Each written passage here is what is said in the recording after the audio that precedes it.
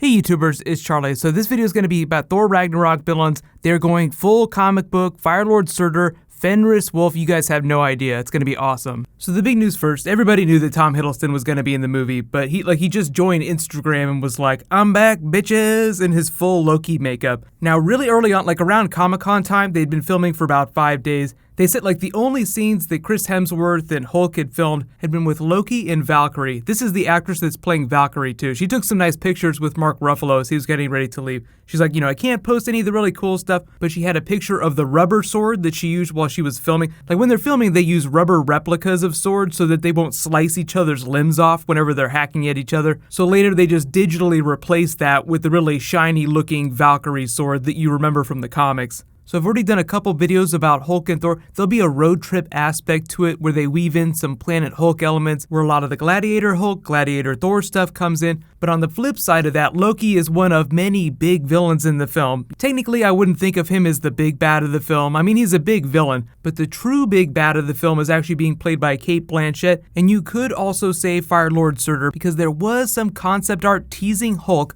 punching Surtur, with him full in frame. So appropriately, Surtur will dwarf Hulk in size because he is one of the big elemental demonic entities of the Thor comics. He rules over this fire realm. They kind of teased it during Thor the Dark World where you see all the different realms start to align. But the other big one is Fenris Wolf, who is the son of Loki in the comics. I don't know how they're going to weave that into the movies, but it's basically like a wolf with human-like intelligence that can change its shape. It's very powerful, but Odin, like in the comics, Odin had banished it to Vanaheim, which is a different realm of Asgard. So in the Comic-Con teaser, it was kind of walking in the distance along this hill. Like it's this giant wolf. It's like this 15-foot tall wolf. No idea how they're going to use it in the movie, but at the thought of Cate Blanchett, Hela, Firelord Surtur, giant fire demon versus the Hulk, Planet Hulk, and Fenris Wolf make your head want to explode with excitement. You need to thank James Gunn and his trash panda for giving Marvel the courage to go full comic book. Like before, think about the first Thor movie. They actually included Natalie Portman's character because they felt like the Thor element, like the fantasy Thor elements, were too high concept for audiences. Like they felt like people would just think it was too silly. So they're like, okay, we're going to bring Thor to Earth. We're going to make this more realistic. He's going to have this human relationship with Jane Foster. People who don't read comics will be able to relate to the movie. So they didn't really do that many comic booky things. But then you get to Thor the Dark World, you see some of the characters from Planet Hulk, so it's getting like a little more comic booky. Finally, we get to Thor Ragnarok, and they were just like totally not afraid to try any of the deepest cuts from the Thor comics. Think about Hulk versus Firelord Surtur. That is the most comic book thing that I can think of right now. But I guess I haven't even mentioned Jeff Goldblum's character, the Grandmaster. He's one of the Elders of the Universe. I've talked about him in previous videos. He's not necessarily the villain of the film. He's kind of like a collector type character. He has no real allegiance. The way they teased him when they announced him for the movie is that he's kind of like an intergalactic cosmic pleasure seeker. So he's just really curious. He's just looking for a good time. He sees something interesting going on around the Infinity Gems, Thanos, Loki. Loki worms his way into his good graces as a way to protect himself because Thanos is coming for the gems now. And part of the concept art, part of the documentary that I've talked about in the past that they screened at Comic-Con, it was this really funny documentary meant to show what Thor and Hulk were doing during Civil War. Like, they weren't here because they were off just being normal dudes. They found a roommate on Craigslist. Thor was trying to piece together his visions. Like, they had this childlike drawing up on the wall. Like, this is actually part of the real concept art that they were using at Comic-Con.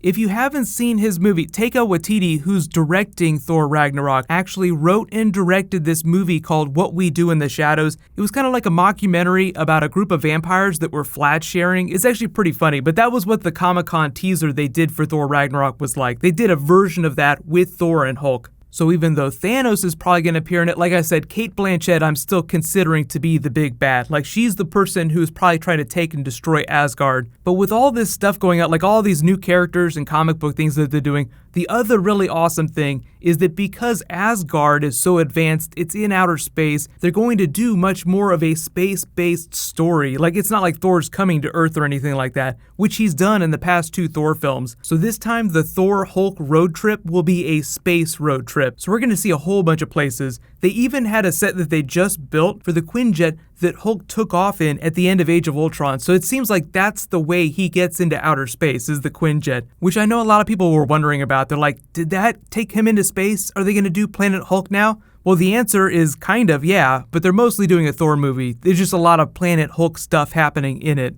So I wouldn't be surprised if it winds up looking a lot more like a Guardians of the Galaxy movie than say like a traditional Avengers type film. Because all of those movies have taken place on Earth. Thor is the only other movie besides Guardians of the Galaxy that takes place in outer space. But let me know, what are you guys most excited for in the film? Like seeing the over story of Thanos trying to assemble the Infinity Gauntlet, collect the gems, or just watching Cate Blanchett just wreak havoc on all of Asgard? Really, they've been teasing about how funny it's going to be. I can't wait to see some of the comedy in it. They did a pretty good job of writing funny characters in Civil War, and Joss Whedon's always a master of comic booky humor, but Taika Waititi sounds like he's going to have something really, really interesting up his sleeve, so I can't wait to see it. But like I said, they've only been filming for a couple weeks now, so I think it's going to be a while before we see any footage from it.